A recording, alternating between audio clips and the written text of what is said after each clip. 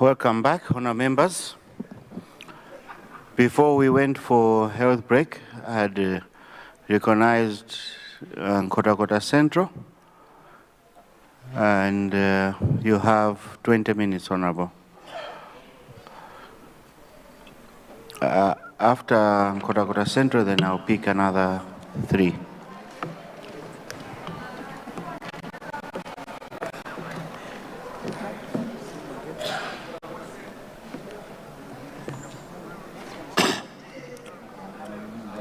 Thank you so much, Mr. Speaker, sir, for recognizing the people of to make their maiden speech in the August House, but also to respond to the State of National Address that was made by the State President, Professor Alpha Peter Mutharika.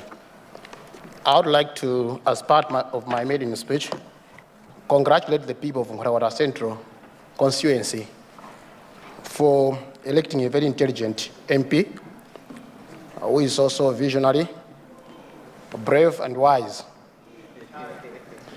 And I believe that the next 5 years will be a period to reckon for the constituency. And I'd also like to thank them at the same time, from Kandele to Chizuma, from Malingachanzi to Mphonde, from Sungu to Nkota Game Reserve, from Chamakuwe to Bua, for giving a very young boy, which they raised, this huge responsibility to lead thousands of lives that all look up to me for leadership, guidance, and representation. I thank them all, and some of them coincidentally are here as students up there. I also thank them particularly. Mr. Speaker, sir, I understand the President's address did not touch on everything that needs to be addressed for us as a nation, and that ordinarily our response ought to be focused only to those matters that the President raised. But I beg your pardon to allow me, in the course of commenting on the SONA, to also raise issues that were not contained in the SONA in the spirit of nation building and objective representation. Firstly, Mr. Speaker, on the SONA, I think it was a very good speech in terms of its size, because we're coming from a background where we have had long poems recited from that podium with very little or too little action to follow up to that. But the President's speech was so concise, and what we expect now is that whatever was stated in the speech will be followed up with action, because Malawi is never short of leaders with beautiful speeches. Malawi has never been short of leaders who seem to know what we need and what we lack, but just can't fill in that gap. Malawi is never short of presidents who, in their first speeches, have raised hope. We have always had hope, even from the worst of our presidents. In their first speeches, they have raised hope in us, but that hope has always faded away as we go along. My prayer and hope is that APM has nothing to lose this time around, and all he has is a legacy to create and leave behind, and so he shall live to implement whatever is contained in his manifesto and what was said in his speech. Going forward with the speech, I'd like to touch on a few issues. First, the issue of hunger. We seem to be, as a nation, struggling with hunger each and every year. And for a person who understands what Malawi is, it's unfathomable to imagine that we can't feed ourselves year in, year out, when we have a freshwater lake that extends from Karonga to Mangochi. And we have so many other smaller water bodies that are bordering fertile soils, but we can't just find a solution to do away with the hunger problem once and for all. Now, I'd like to propose that although as a short-term remedy, it's a good idea to have emergency maize purchase, as the president said in his speech. But going forward, I'd like to imagine a nation where we have constructed very huge reservoir dams along our lake, so that if we cannot have enough harvest from the natural rain or natural water, at least we can have harvest from irrigation. I'm saying this bearing in mind that in 2022, our lake flooded. It flooded to the extent that huge structures, tourism structures that lie along the lake were demolished. You have the example of Ekaya in Mangochi, which was submerged in water. In Nkodakoda, we had in Nkodakoda Pottery Lodge, which was submerged in water. In Mangochi, so many houses were demolished because the lake was overflowing. But all that water went downstream to Indian Ocean because we couldn't harvest it as a nation. Now, going forward, why can't we have in place plans to construct huge reservoir dams so that we harvest that water? Every time we have excess rains, we harvest the water, and later we use it for irrigation so we can stop this hunger song once and for all. It's embarrassing that we have water all around us, fed our soils, and yet we cannot feed ourselves. Very embarrassing.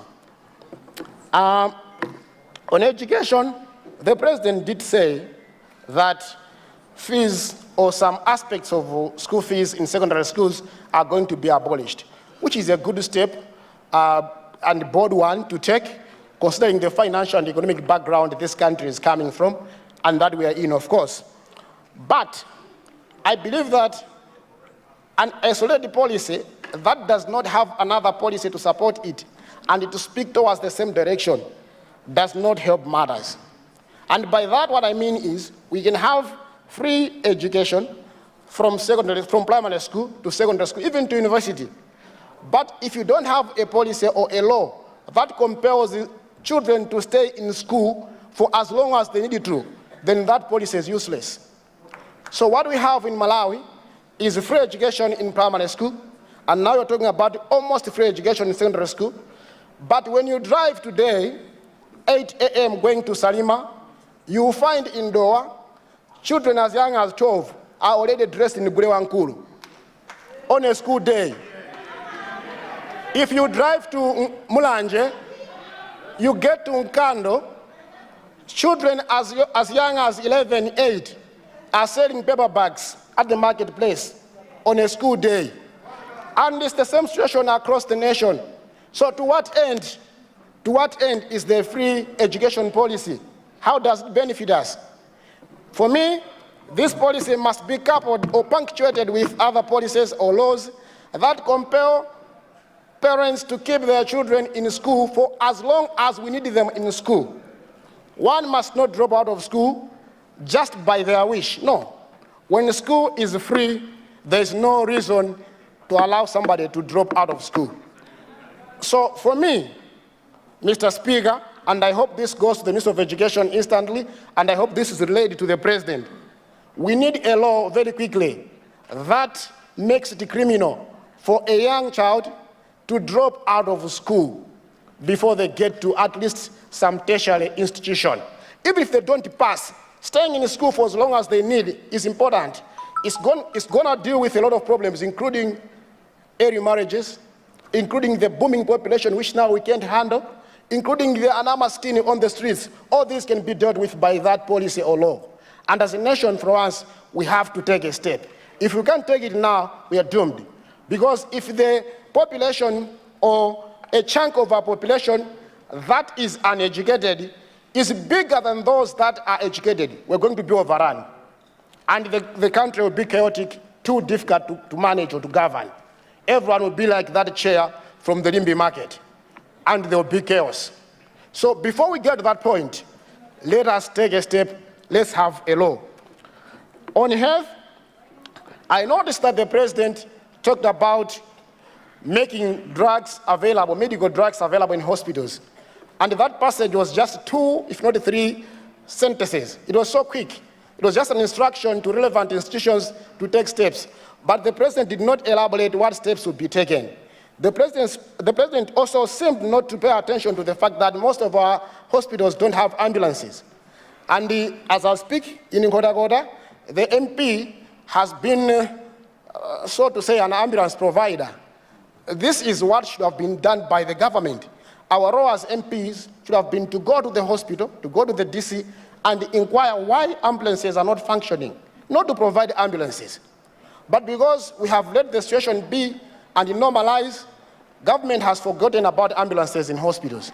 So I think as we think about making drugs, medical drugs available in hospitals, it is also important that at the same time, we talk about the transportation in hospitals, because not all hospitals have the same capacity. Others are undercapacitated, and when a patient is at a particular level, they need to be transported to a better hospital, and that needs transportation, and MPs can be doing that every now and again. So as we resolve this problem, you also want to think about that. Mr. Speaker, sir, the president did not mention about transport, but I'd want to make a touch on that, particularly coming from Nkhotakota. One of the issues to do with the transport and public works in general is what was raised by my brother from Likoma about a JIT. In Nkhotakota, I think we need a JIT more than any other district does, because we had a very disastrous accident where tens of lives were lost. That must be in 2020 at Kariba JIT, where people were trying to board the Ilala in very rough waters, and their boat capsized, and we lost lives and property. And that has given a shock to the tourism industry, where not many people are as willing to come to Nkhotakota or use the route from Nkhotakota to Likoma. But it has also affected trade, because Nkhotakota supplies a lot of food to Mozambique and Likoma via that route. And if this is not resolved in time, we think we are being neglected as people of Nkhotakota.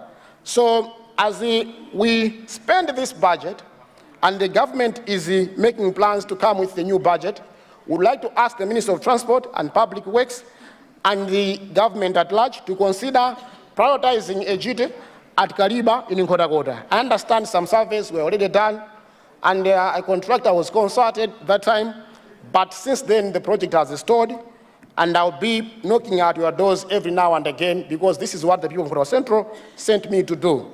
They did not send me to take your coffee, which does not have any taste at all. On the same, Mr. Speaker, sir, Nkhotakota is receiving a road that was, whose construction was initiated by the MCP government in 2020. I give them credit for that, despite everything else. But that road now faces two hiccups. The first hiccup is that there is the fuel shortage, which has affected the supply of fuel for construction. And the second hiccup is that we are getting towards the rainy season, and the progress doesn't seem to be so good. I would like to appeal to the Minister of Transport and Public Works, one, to provide special arrangement for fuel to the Nkhotakota Road project, so that construction works do not stall even when fuel is not in good supply. And secondly, that, if possible, you provide extra labor so that people there work 24/7. It doesn't make sense when you have lights, you have electricity, but you travel on that road, as urgent as that project is, nobody is working at night, people are sleeping. That's not how progressive countries work. Those that have been to China and other countries, people don't sleep. Economies must not sleep, and so must not do their public works.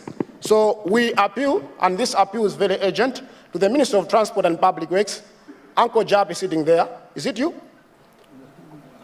Whoever it is, help us with that so that we see progress. There are certain areas that are so difficult to... whoever it is. Honorable, we refer to our colleagues by their constituency name, but I'll let that pass since we all haven't memorized the constituencies. But you can refer to him as the leader of the House. Proceed, Honorable. Much obliged, Mr. Speaker. You may wish to sit down because an intelligent person is speaking. On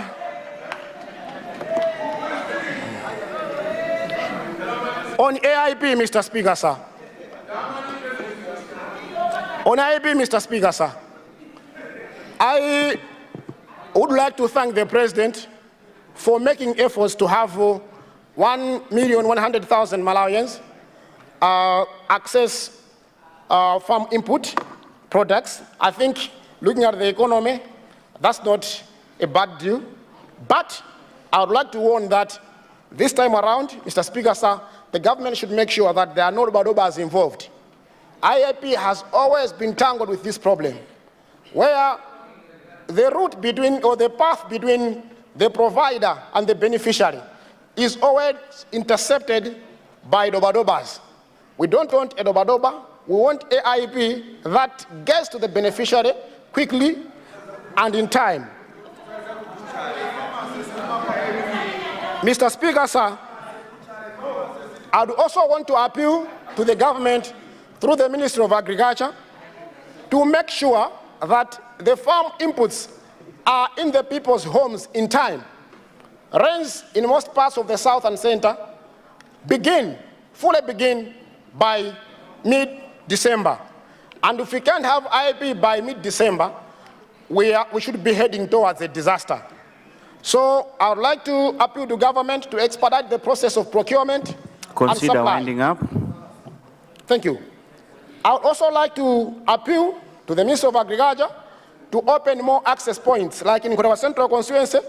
Would you appreciate if we had an access point at Lozi, an access point at the Bauti, around Kasamba area, and another access point at Chipato, so that people can easily access the farm inputs.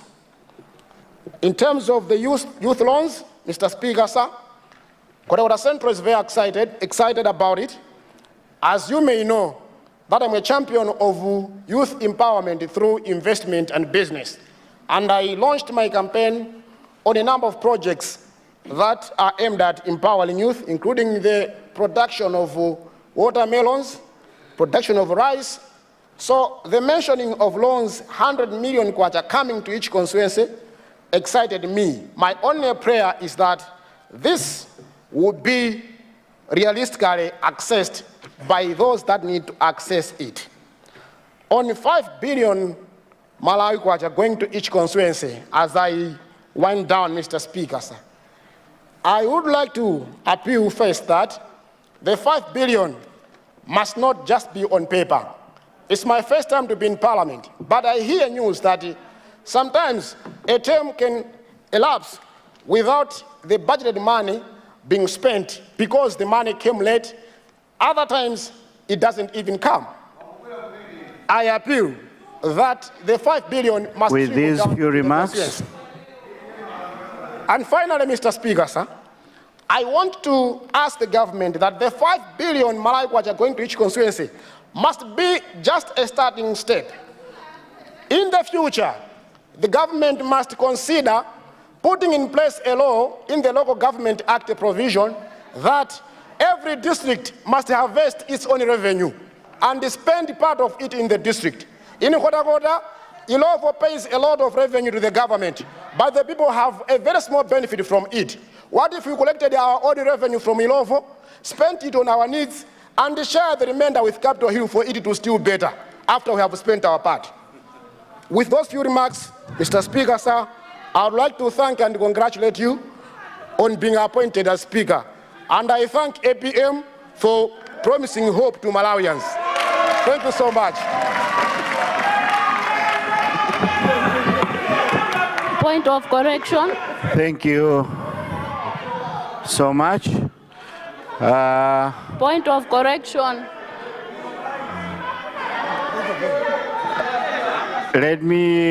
I'll take Honorable Lilongwe Mpenu Nkoma. I'll take Honorable Blanta Site. Sochi Zingwangwa. Blanta? Sochi Zingwangwa. Sochi Zingwangwa. Yes. And I'll take the Honorable Minister of Health and my sister at the end, Honorable Kosuese. Mulanje Southeast. Zomba. Ole. No, the Honorable Sondole. Lady MP. Yes. Sondole? Yes. Yeah, in that order. But I see Government Whip. I'll come to you, Honorable. Let me, before we go, let me give the whip. Thank you so much. Thank you so much, Mr. Speaker, for giving the people of Nankaga an opportunity to speak. Mine, Mr. Speaker, is a point of correction. The honorable member for Nkhotakota Central area in his maiden speech indicated that the president's speech did not touch on certain aspects that we need to recover as a country. I need to remind this House, Mr. Speaker, that effective sonas are like miniskirts, short but covering all the necessary areas.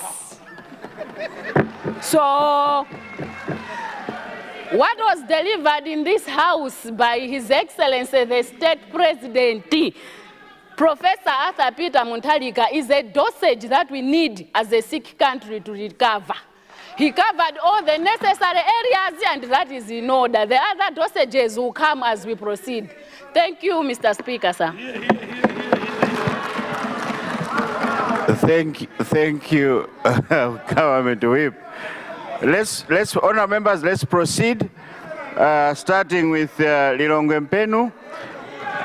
Yours is not maiden speech, so you have 10 minutes. Proceed, Honorable.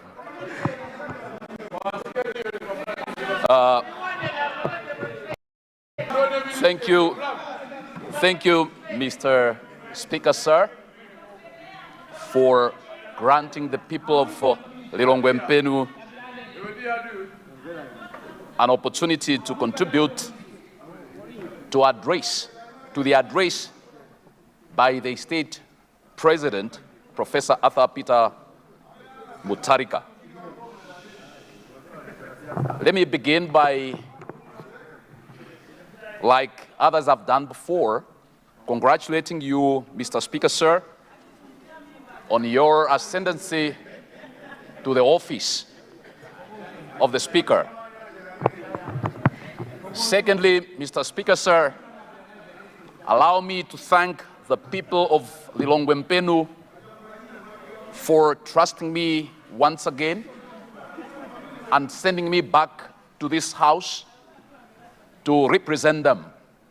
I'm truly grateful to them, and I do not take this for granted. Mr. Speaker, sir, allow me at this juncture, before I address or I contribute directly to the address by the President, allow me to join the call coming from the leader of UTM in this House for a fresh investigation into the tragedy that befell this nation. Mr. Speaker, sir, I would like to agree with her that what happened was a big tragedy. And Mr. Speaker, sir, the lives that we lost were important, and particularly when you consider that one of the lives that we lost was the State Vice President. And Mr. Speaker, sir, I am aware that in his first address to the nation by the State President from his Nyambadwe residence, when asked by a reporter whether he had plans to launch a fresh investigation into the tragedy, the President responded saying he didn't have plans, but he will wait for his Minister of Justice to advise him. Mr. Speaker, sir, I would like to state here that DPP administration is a just arbiter in this whole thing, because they come in as an independent entity. I know for certain that the previous campaign rode on the tragedy that befell this nation.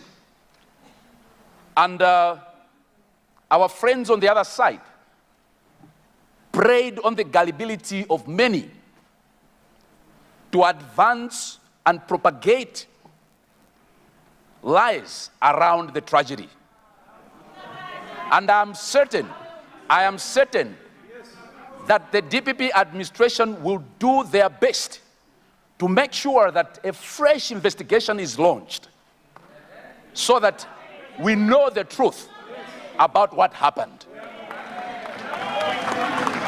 It is in our interest, Mr. Speaker, sir, we on this side, that we also know exactly what happened, because the three reports coming from investigations were dismissed by our colleagues.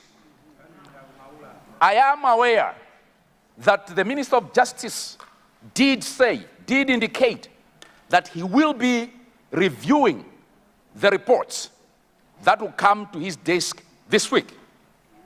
If I would quote one Albert Einstein, Albert Einstein once said, insanity could be defined as doing things the same way again and again, expecting different results. Whilst I respect the decision by the Minister of Justice to review the reports that will be sent to his desk, our interest is, or rather, we would like to join our colleagues to call for fresh investigation into the tragedy, so that we can have a closure as a nation. Honorable, I have a point of order. Mr. Speaker, sir, now allow me. There's a point of order. There's a point of order. Zomba Central. Zomba City North, Right Honorable Speaker. Thank you for giving the floor to Zomba City North to raise a point of order.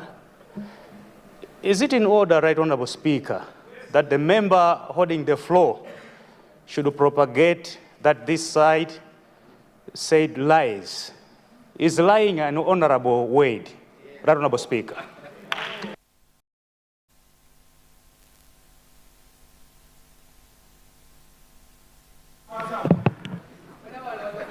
Honorable, indeed, lies is unparliamentary. If you could withdraw that word and maybe replace it with something more parliamentary.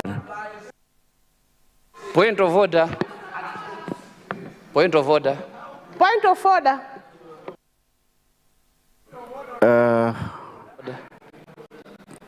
Is it Karonga Nyungwe? Yes, Right Honorable Speaker. Then Zomba Malosa. Right Honorable Speaker, is it in order that the honorable member who is holding the floor is giving response to this response of our leader, Honorable Kariati, instead of giving his response to the state president?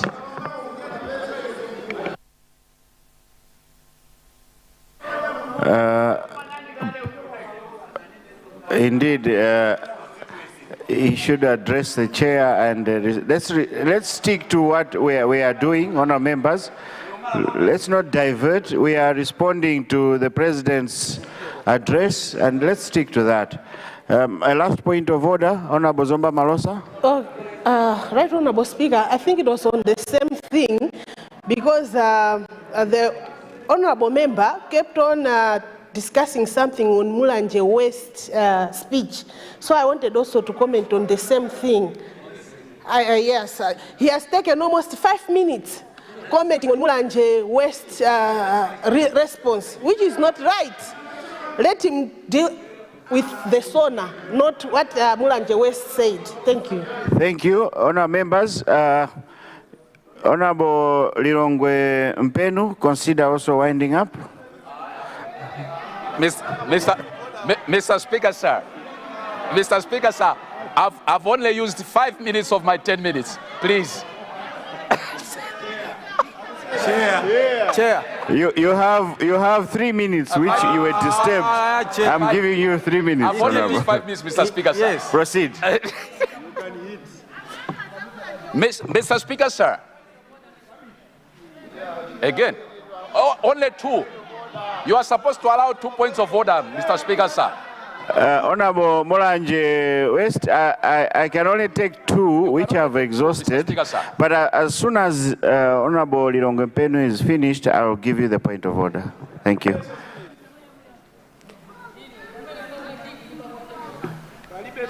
Mr. Speaker, sir, allow me at this point to now comment on the President's address. I must say, Mr. Speaker, sir, that the first step towards treating an ailment is correct diagnosis. In this regard, the President did diagnose the challenges, the problems, the ailments that this nation is going through. And Mr. Speaker, sir, we must also understand that this nation was made pregnant with expectation from the promises that our colleagues made during the campaign time. And I do appreciate that right now they are still enjoying some honeymoon. But the clock is ticking on them because the nation is still expecting. Mr. Speaker, sir, Mr. Speaker, sir, I am aware of the promises that our colleagues made. For example, they made a promise that school fees in secondary schools would be abolished effective September 2025. And Mr. Speaker, sir, let me say this. When somebody begins explaining a statement that they made yesterday, it means they were lying. Because facts do not need explanation. Honorable, you have used that word again, and your time is also up. Please withdraw that word and wind up. Mr. Speaker, sir, as I wind up, Mr. Speaker, sir, I know that students in the public universities are waiting for free food just like we used to receive. Just like we used to receive.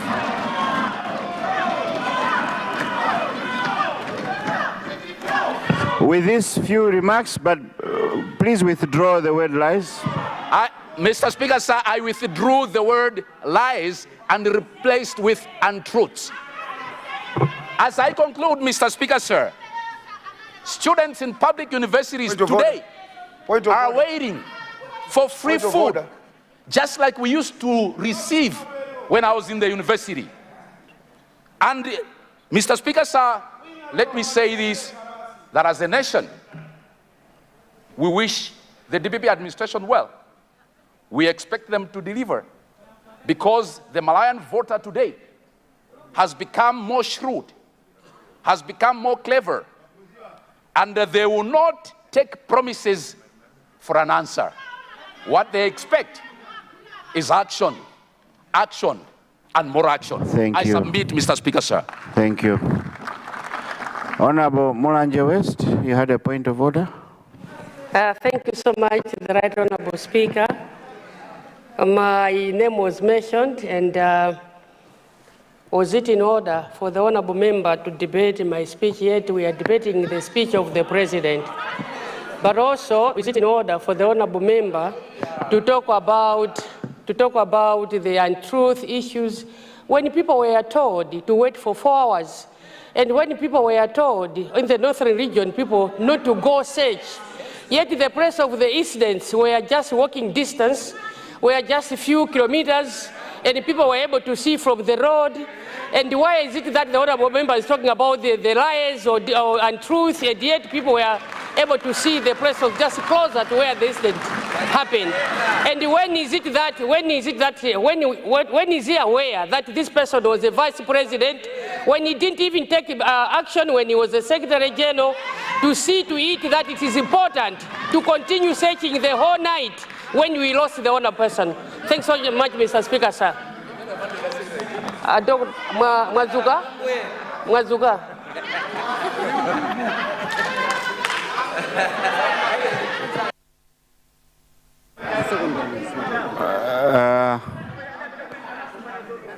Leader.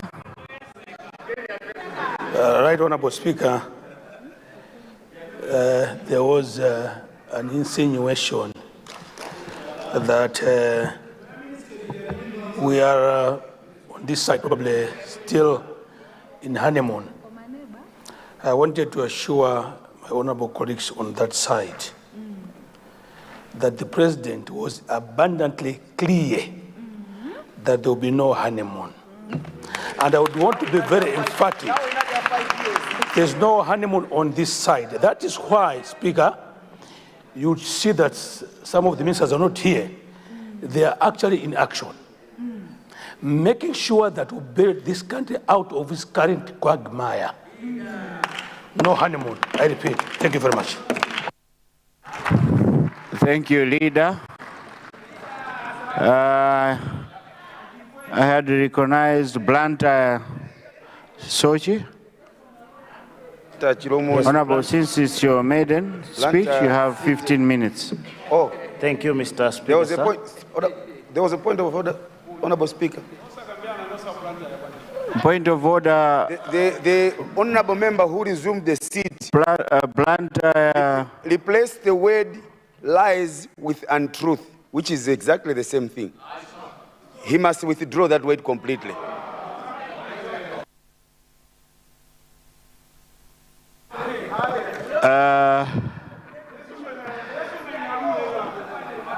The word lies was withdrawn, and unless you had reason to ask for if the draw of the word untruth, would have looked into that, Honorable, but it was withdrawn. Let's proceed. Blantyre Sochi. Thank you so much, Mr. Speaker, sir, for granting the people of Blantyre City, Sochi, Zingwangwa constituency a chance. Before I say anything else, allow me to thank the Almighty God for the gift of life, strength, and the opportunity for me to stand in this house. Mr. Speaker, sir, I would also like to thank my parents who raised me with discipline, faith, and the belief that greatness comes through service. I would also wish to thank the people of Blantyre, Sochi, Zingwangwa constituency, my campaign team, youth, women from the constituency, the chiefs, for believing in me to represent the constituency. And now, let me congratulate His Excellency the President, Professor Arthur Peter Mutharika, for delivering this year's State of the Nation address with clarity, humility, and vision. I also extend my congratulations to you, Mr. Speaker, sir, your deputy speakers, all cabinet ministers, my fellow honorable members of parliament, on your election and appointment to serve the people of the beautiful republic. Mr. Speaker, sir, I stand here deeply humbled by the trust placed in me by the people of Blantyre, Sochi, Zingwangwa constituency. And I wish to salute my predecessor, Honorable Lipipa, for his service to our constituency and to this house.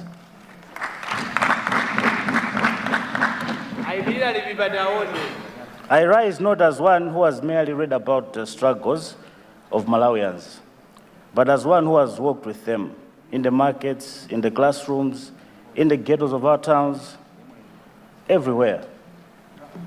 Mr. Speaker, sir, The past 5 years have been marked by a series of crises, which our country, I think, in my view, was not prepared. A financial crisis, social crisis, political crisis, food crisis. But over the past 5 years, we've also had a leadership crisis, in my view. But all these, Mr. Speaker, sir, have overshadowed a deeper wound, a crisis of justice and truth, a crisis of love. As a consequence, we do not trust each other in Malawi. Even in this house, the silent rules suggest that we must not trust each other. Even outside the chamber, we speak, we greet each other, but there's an underlying rule that there's a line that we cannot trust each other beyond something. And this is a culture that it goes even in our communities. Block leaders don't trust each other, chiefs don't trust each other, voters don't trust each other. So I feel, in a way, this is something we need to address beyond speeches. It is time to rebuild that trust, to speak the truth, not to divide, but to deliver. As the prophet Amos declared, let justice roll down like waters, and righteousness like an overflowing stream. That, Mr. Speaker, sir, must be the spirit that guides this House. That justice, truth, and love must flow freely again in Malawi. On economy, Mr. Speaker, sir, His Excellency spoke with honesty about the fragile state of our economy. Inflation at 28.2%, forex scarcity and rising debt at 21.6 trillion. And these are not just numbers on paper. They translate into hunger, unemployment, and hopelessness in our communities. So I was asking myself, what does this mean to a student? What does this mean to the ghetto? What does this mean to a woman in Zingwangwa, Baluti? To a young man in MALAWI? It could mean suicide. It could mean prostitution. It could mean defeat. It could mean anything. As a youth leader, I must emphasize economic stagnation means no jobs, no innovation, and no future for our young people. Malawi cannot continue to be being a consumer economy when our graduates remain vendors and our farmers remain poor. This is not time to despair. It's not time for despair. It is call to action. The challenges before us are not beyond our creativity, nor are they greater than our collective capacity to solve. Let us shift, Mr. Speaker, sir, from consumption to production, from importing everything and making something. Let us anchor recovery of the creative energy of youth. Empower youth-led agro-enterprises, small industries, and digital startups. Mr. Speaker, sir, I do believe if we equip our youth with tools, credit, markets, they will turn this economy around. Youth are the major stakeholders of our economy. Youth do not want handouts. They want a fair chance to build. They want a chance to actualize their potentials. On education, Mr. Speaker, sir, 35 years ago, Malawi's education system was stronger than it is today. University students ate free meals in cafeterias and could focus on their dreams. Today, many go to bed hungry.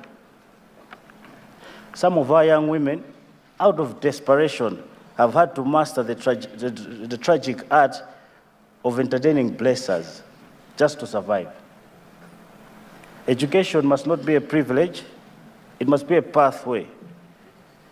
Free secondary education, Mr. Speaker, sir, is a bold start, but free must not mean empty. Let us invest in teachers, in labs, digital learning, in technical skills, because education is not an expense. It is a seed of justice and progress. On constituency development, Mr. Speaker, sir, allow me to speak for my people. Our roads in Chitawira and Kolokosa, Manja, Naperi, Sochist, Zingwango a disaster. And this is right in the heart of the city of Blantyre. We pray this administration, appealing to the Minister of Lands, Housing, and also the Minister of Local Government. Most of the houses, the property in these areas are Malawi housing properties, and we also pay city rates. And there's usually a tug of war between the Minister of Housing and Lands and local government as to who is in charge of, working on the roads.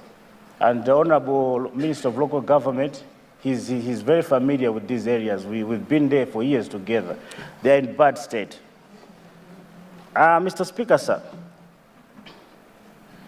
at Zingwango Health Center, we have a sorry situation. Women at the maternity wing, sometimes they deliver on the floor. We don't have enough beds. And I think me giving a blind eye to this point, this fact is not doing my constituency justice.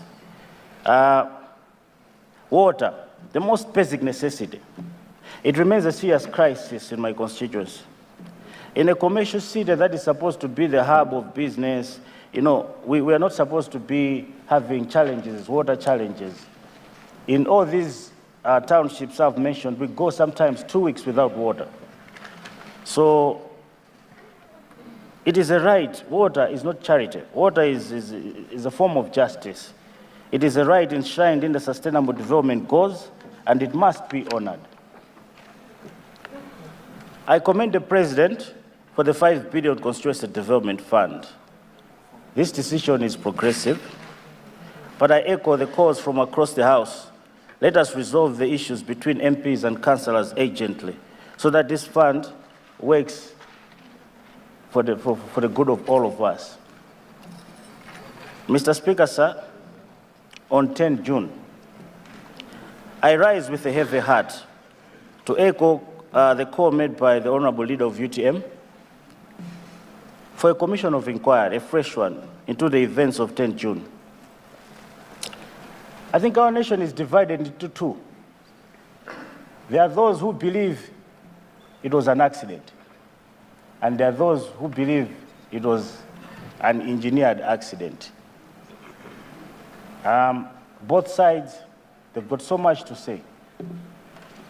However, Mr. Speaker, sir, a fresh commission of inquiry gives us 2 things. One, closure to the whole nation, and probably redemption. Redemption for those who appear to be suspects when they might not be suspects. So, to echo the cause, we need a fresh commission of inquiry, because there are a lot of questions that were not answered. There was a lot of distortion of facts around 10 June. There was a lot of misinformation from the government side, especially those who are clapping now. So, a fresh commission of inquiry is a must, Mr. Speaker, sir, if I might use that word. On youth empowerment and opportunity, Mr. Speaker, sir, the youth of this country are not a problem. They are the promise of this country. I applaud the President's decision to allocate 100 million for both women and youth. The initiative can transform local economies. However, to make it effective, I propose that probably each constituency should have a youth innovation hub where we should have training, mentorship, and where these grants or loans could be administered under the members of parliament. This will ensure that the beneficiaries of these loans are equipped and trained to make the best use of the loans. I would suggest probably we partner with financial institutions like Finca, but I think the minister involved could see how they could work around it. But at constituency level, it would be key for young people to know, to have a door they can knock on to access these loans, to access training and capacity building. Empowerment alone, Mr. Speaker, sir, does not end at funding. It doesn't stop and start with funding. We must invest in digital skills training, technical colleges that should teach modern trades, the youth cooperatives. I think this is in line with the innovation hubs we might set up, we're suggesting. When we trust young people with opportunity, they repay us with innovation, energy, and results. On national unity, Mr. Speaker, sir, to echo the President, let us remember development has no party colors. Hunger, unemployment, and broken infrastructure do not ask which side one sits on. We can disagree in debate, but we must unite in purpose. This is not the time for division, this is the time for delivery. And lastly, to echo the UTM leader in the House and on behalf of the people of Sochi Zingwangwa, we pledge our full support to His Excellency the President and to his administration, to his government. Because it is in our best interest and in Malawi's best interest that the President and the government should deliver for our people. In conclusion, Mr. Speaker, sir, our nation stands at the crossroads between cynicism and courage, between talk and transformation. Let us choose courage, let us choose truth, let us choose action. As a son of the ghetto, as a son of Malawi, as a son of the soil, I pledge to work with the government, the President, and I pledge to work with everyone. Thank you so much, Mr. Speaker, sir. Thank you very much, Honorable. Recognized Honorable Zimba North, Zimba Kafukule, who happens also to be our own Minister of Health. Congratulations, Honorable Minister. Thank you. Please, since it's also your maiden speech, you have 15 minutes. Thank you so much, Mr. Speaker, sir. Firstly, the people of Mzimba-Kafukule would like to congratulate the President, Professor Peter Arthur Mutharika. Would like to congratulate you, Mr. Speaker, sir, the first Deputy Speaker and the second Deputy Speaker. Mr. Speaker, sir, the people of Mzimba-Kafukule would also like to thank the President for the inclusive cabinet. It's my maiden speech.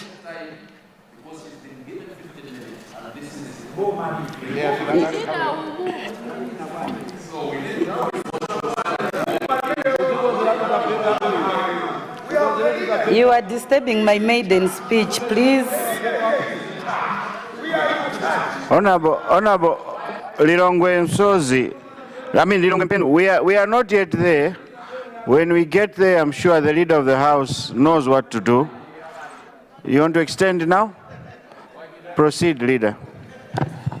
Right, Honorable Speaker, I beg to move that we waive standing orders in order for the House to extend time to enable the Honorable Minister of Health to finish her maiden speech. I beg to move. Honourable members, we have a motion on the floor. A motion to extend time in order for the minister holding the floor to finish her maiden speech. Those of that opinion say aye. Those of the contrary view say no. The ayes have it and the motion is carried. Thank you so much, Mr. Speaker, and the leader of the House for granting me an opportunity to continue my speech. I was just congratulating you, Mr. Speaker, the first deputy and the second deputy. The people of Mzimba-Kafukule are also thankful for the inclusive cabinet that the President constituted. In this cabinet, we can see that it is a cabinet that goes beyond party colors. It is a cabinet that goes beyond geographical boundaries. It is also a cabinet that is very gender sensitive. We can see women, we can see youth, we can see everybody in this cabinet. To comment on the SONA, Mr. Speaker, sir, you may wish to know that Mzimba Kafukule is a newly demarcated constituency. And being a newly demarcated constituency, it has gone into the history of this nation that the member holding the floor currently is the first MP for Mzimba Kafukule to ever exist. This means the people of Mzimba Kafukule have entrusted a woman, and not just a woman, but a young woman, to represent them. And today, they are very excited to learn that their thoughts are in line with the president's SONA, with the president's thoughts, because the president has demonstrated that he has trust in women and he has trust in the youth to be the leaders of today and not leaders of tomorrow. The women in Mzimba Kafukule, they thought when electing a fellow woman, it means they are correcting some of the gaps that have been there in terms of accessing loans, in terms of the help that they need. As you are aware, Mr. Speaker, most of the economic challenges affect women more. We have seen that there are challenges in all sectors. When we talk of health as a sector, women bear a burden. Even you can agree with me that when men in our houses are sick, it is the women that carry them to the hospital. When they go to the hospital and there is no medicine, it is a burden that goes directly to the woman. So for them, the people of Mzimba Kafukule are excited because from this point onwards, especially in the next coming budget, they will be able to have their own 100 million that can be used to improve their livelihood, that can be used for economic empowerment. This is not mean achievement. This is something that has never happened in Malawi, and the people of Mzimba Kafukule are grateful. Secondly, the youth. The youth have been used as conduits to violence.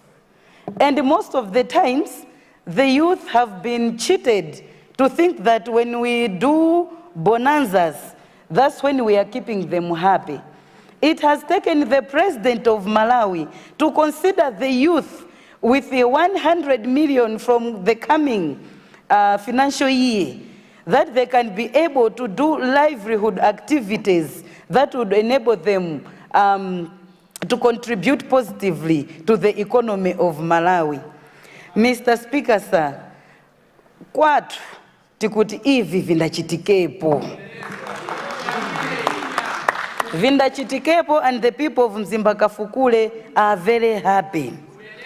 I will not do myself justice if I sit down, Mr. Speaker, sir, without commenting on the 5 billion that the president through the SONA has said it has to trickle down to the constituencies. Mr. Speaker, sir, majority of us here in this house have been meeting before. And we've been meeting during campaign when most of us were shadows. We were meeting kumamochari, Konyamula Mariro. You go to Central Hospital, you will find ambulances that have been procured by the honorable members in this house. Mr. Speaker, sir, I'm commenting on the 5 billion that has been allocated. If in this 5 billion that has been allocated, only a percentage can go to health, you will see that each and every constituency can manage a proper ambulance. And it will take a very small percentage.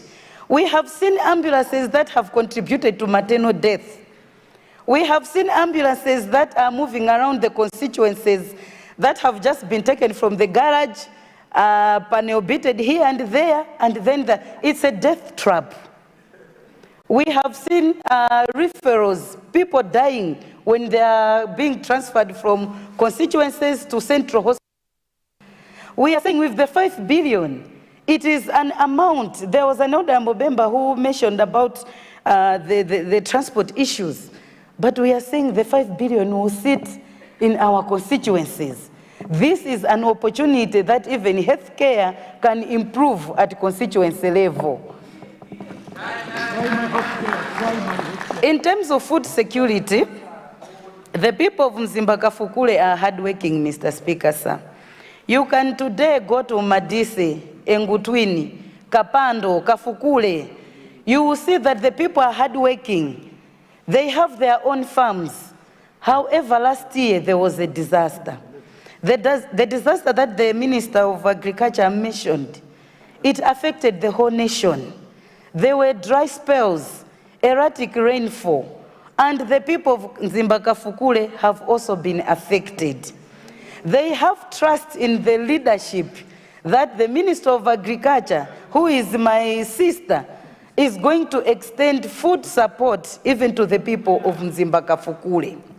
And the people of Mzimba-Kafukule know and are assured that through this government, they are going to bounce back and continue depending on themselves. Mr. Speaker, sir, the only time the people of Mzimba-Kafukule benefited and enjoyed from a tarmac road was during the DPP regime. There was a tarmac road that was built a long time ago from Ikwendeni to Ezondweni. Mr. Speaker, sir, after that, there hasn't been any development in terms of the road. And it is the hope of Mzimba-Kafukule that this time around, because the government they have always trusted and that has always remembered them is back into government. It is the hope of Mzimba-Kafukule through the minister responsible that this road, which used to be an M1 road, it has its own economic benefit. It is going to upgrade this road from Ezondweni via Kafukule to Mzalangwe as it was done previously under DPP regime. Mr. Speaker, sir, the people of Mzimba-Kafukule are happy. The people of Mzimba-Kafukule are anxious. The people of Mzimba-Kafukule are aware that with this current government and with the promises and activities that are happening under this government, they are going to benefit a lot. With that being said, I would like to salute the President of Malawi, Professor Arthur Peter Mutharika. The people of Mzimba-Kafukule have sent me to thank the President for his consideration to give one of the cabinet minister role to Mzimba-Kafukule as the Minister of Health.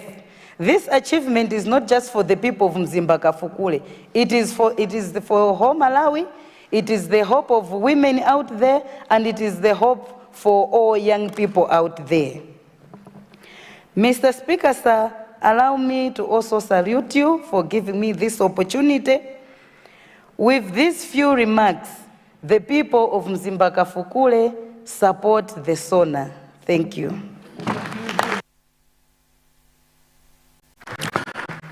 Thank you very much, Honorable Minister of Health. Honorable members, before I suspend the House for lunch break, let me announce that we have visitors in the gallery. These are our students from Linga CDSS. They've accompanied their MP in Kota Central. Please rise, Honorable. And our students, stand so that we can see you and wave at your Honorable member. Beautiful. You are most welcome to Parliament. You may take a seat. Honourable members, I also have two announcements to make. First, I wish to inform the House that my office has received communication from the government side that Honourable Shadrack Namalomba MP, Minister of Information and Communication Technology, is now the Deputy Leader of the House. May I take this opportunity to congratulate and thank the Honourable Minister for his appointment to the new position. Secondly, I wish to inform the House that my office has observed from the sitting plan that some members on the government side have been allocated seats which do not have necessary chamber gadgets. Specifically, members sitting on seat numbers from 117 to 129.